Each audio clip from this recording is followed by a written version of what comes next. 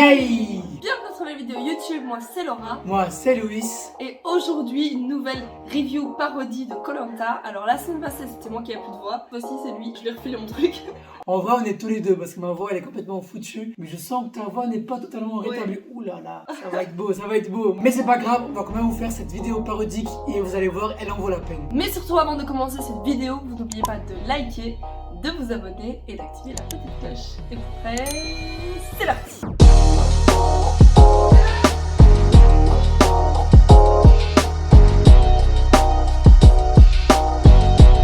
Bon, déjà, quel épisode de malade! C'était un des meilleurs épisodes de toutes les saisons confondues de Koh-Lanta. Franchement, il y a tellement de choses à dire qu'on pourrait rester 2 heures, n'est-ce pas? Enfin non, en fait c'était un des pires épisodes de l'histoire de Koh-Lanta. Et franchement, on sait pas vraiment ce qu'on va dire dessus parce qu'il y avait vraiment rien du tout. Il y avait rien. Épisode assez platonique, on va dire ça comme ça. Vraiment, on a eu droit qu'à une seule épreuve. Denis n'était même pas présent. Pas un épisode ouf en tout cas. On commence avec l'arrivée évidemment de Théora et Christelle, les deux éliminés sur l'île des bannis. Donc là, ils découvrent qu'ils ont droit à une seconde chance. On peut voir d'ailleurs que Théora est hyper content d'avoir cette seconde chance. On reste. Bah on reste, évidemment on reste. Et voilà, mais c'était sûr en fait. C'était sûr. Ils arrivent et là il y a quoi? Il y a Alexandra qui est en train de taper sa meilleure sieste. Tout simplement parce qu'elle s'emmerde depuis 3 jours sur cette fameuse île. Bonjour. Alexandra. Mais laisse-moi dormir, Zampi. On arrive sur le camp et là les aventuriers vont découvrir un message très spécial que leur a laissé Denis. Il y a un message, il y a un message. C'est l'entraînement. C'est quoi, Claude? C'est quoi ça? On a reçu un message. Salut les refs, c'est Denis. Aujourd'hui, je suis grave dans le mal. Donc, pour une fois, c'est Claude qui va gagner. Enfin, non, arbitrer, pardon. L'épreuve, elle est très simple. Il suffit de prendre les 2 boîtes devant vous, vous mettez sur votre tête et les 2 derniers qui restent le plus longtemps gagnent. Voilà votre boisson, monsieur Brognard. Merci, santé à vous. Ah, c'est parfait. Bien sûr, ils auront un big avantage sa mère pour la suite du jeu. Ça, c'est ce qu'ils croient. Allez, ciao la famille. Bisous. Ici, ils doivent absolument eux-mêmes tous s'arbitrer, tout seul en fin de compte. Et ce qui fait qu'ils ont même aucune idée du temps qui passe. C'est une épreuve qui est très physique, qui est très difficile. On peut voir que pour certains, c'est même plus difficile que d'autres. 3, 2, 1, feu, c'est parti. Bon, là on est d'accord, je vais absolument pas gagner. Pourquoi est-ce que je m'emmerde? Ok, 3, 2, 1, c'est bon, j'abandonne. Qu'est-ce qui s'est passé? Ah ouais, non, j'ai glissé en fait. Ouais, j'ai les mains moites et tout, enfin trop chiant quoi. Ouais. Bonne chance les gars. Par contre pour d'autres ça a l'air beaucoup plus simple. On voit Hugo qui a une seule main. Le gars... C'est beaucoup trop facile pour lui, il s'est dit c'est bon à une main les gars, je fais ça easy. Mais bon, parfois il faut peut-être pas trop faire le malin Hugo parce que le karma il arrive très vite. Hugo, 18 minutes et 40 secondes. Hugo, c'était toi, je te voyais gagner ça.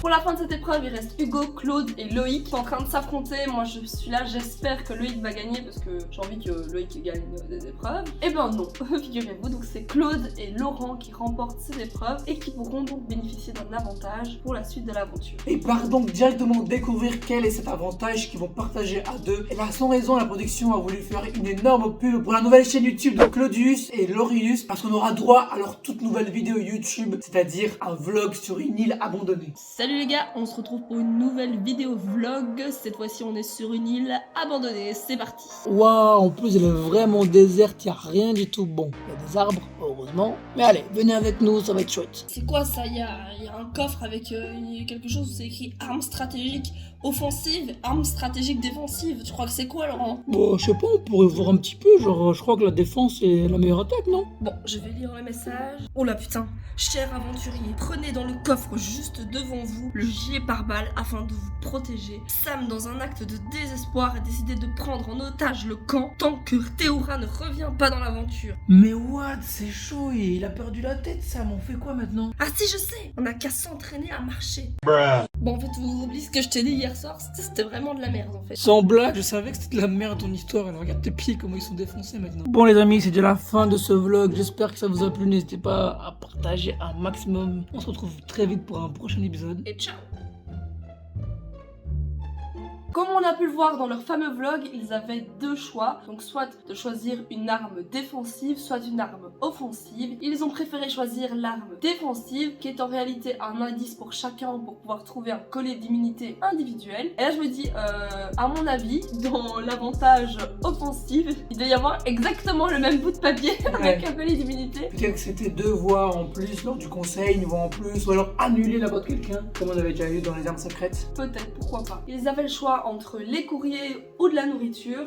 Donc il y avait plusieurs cases divisées, ils pouvaient en choisir que 6. Ils ont décidé de ramener le courrier des aventuriers qu'ils l'avaient demandé, ainsi qu'un kilo de pâtes et un peu de manioc. Pour vous dire, le vlog de Claude et Laurent a tellement été long, en comptant tout le moment où on les voit sur l'ancienne île des jaunes, plus les publicités, ça dure pratiquement 50 minutes. C'est énorme, on a vu que eux, de tout, on a vu que eux. Vous vous en doutez bien, ils n'ont pas révélé aux autres qu'ils avaient eu un avantage concernant l'endroit où se trouvent les colliers d'immunité individuels, puisque bah, ça les aurait grillés tout simplement. Il y a quand même Alix qui se pose un peu de questions et qui se dit que c'est pas tout à fait normal cette histoire. Franchement, elle est pas bête, Alix. C'est la seule qui se pose des questions, mais en même temps, c'est la seule qui se méfie tout le monde, donc elle est pas bête, Alix. Il décide évidemment d'aller les chercher dans la forêt avec les indices. Laurent trouve directement son collier. Et là, on a le droit de voir le paquet de Laurent pendant 10 longues minutes. Plusieurs angles, plusieurs scènes, des flashbacks, vraiment tout. On pourrait faire un film, tellement c'était long. Quoi qui était long? Quoi?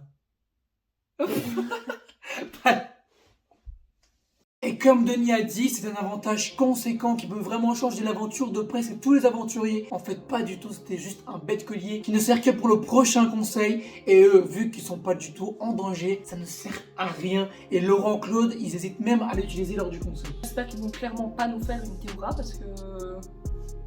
moyen quand même, sortir avec un collier, c'est chaud quoi. Et suite à ça, on a eu des déclarations de Claude qui commence à parler niveau stratégie et il dit que ça serait intéressant d'avoir une Alix en finale face à lui, parce que s'il est en finale face à elle, il sait très bien qu'il va d'office gagner face aux voix. Et là tu te dis c'est vrai que c'est pas bête, mais on n'a pas envie de voir Alix en finale, non. Moi je me suis fait des scénarios mais...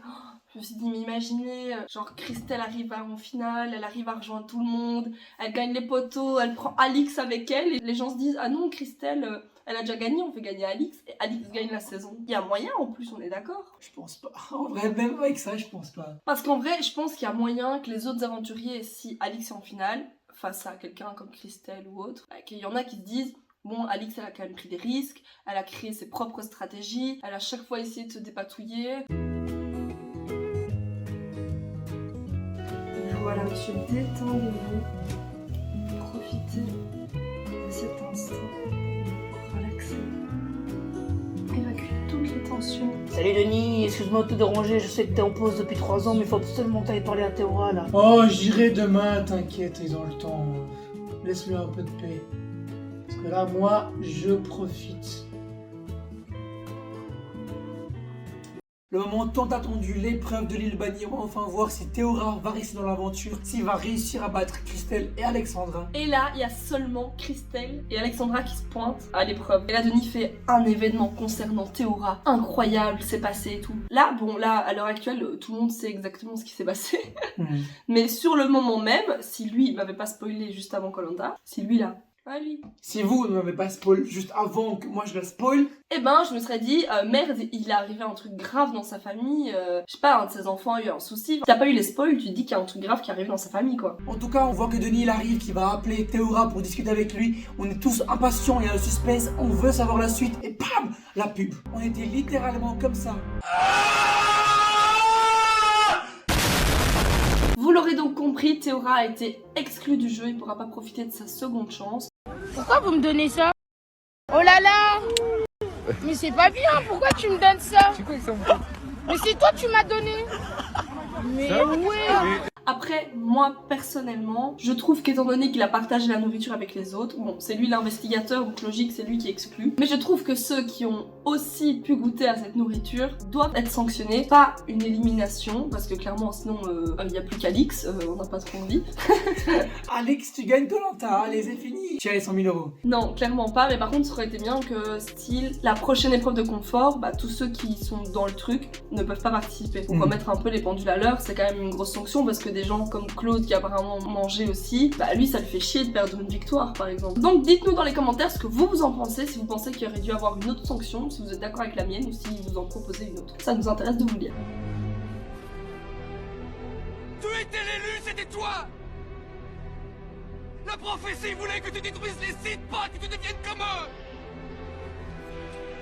Tu devais amener l'équilibre dans la force, pas la condamner à la nuit. Et bien sûr, suite à ces événements-là, on avait vraiment toute la tête ailleurs. On n'a même pas pu profiter du combat entre Christelle et Alexandra. C'était une belle épreuve de casse-tête. Le type d'épreuve qu'Alexandra adore. Mais ici, Christelle a été très performante, très forte, beaucoup plus rapide. Et c'est donc Christelle qui reste dans l'aventure. Et malheureusement, Alexandra qui est éliminée. Alexandra part rejoindre le jury final. Alors mardi soir, on n'a pas eu l'occasion de voir les images du jury final. Mais exceptionnellement, juste pour vous, on a les images du jury final.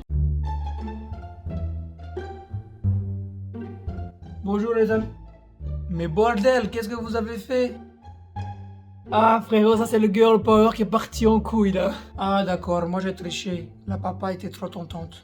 Et pour terminer en beauté cet épisode, pour qu'il soit vraiment le meilleur de tous les temps, l'épisode est coupé en deux, donc on n'a pas la suite. Et en plus, le prochain épisode c'est dans 2 semaines. Honnêtement, on a trouvé en fait. On a eu tricherie. Épisode coupé en deux, le prochain dans 2 semaines, sans émotion, pas d'épreuve, sans Denis. Mais ça fait beaucoup de choses pour un seul épisode. Pas de conseils. Pas de conseils. Pas de jury final. Pas de jury final. Y a rien. C'est même plus Koh-Lanta en fait, ce qu'on a eu ce mardi soir. Et voilà, c'est la fin de cette vidéo. Dites-nous tout de suite dans les commentaires ce que vous en avez pensé de cet épisode, si pour vous il était aussi catastrophique que nous on l'a ressenti. Dites-nous ici une note sur 10 pour évaluer cet épisode. Vraiment, moi j'en donne 4. Ouais, bon 4. Et vous? Mais surtout, n'oubliez pas de liker, De commenter, de partager, et surtout de vous abonner. parce que c'est gratuit. Et surtout n'oubliez pas de penser à vous.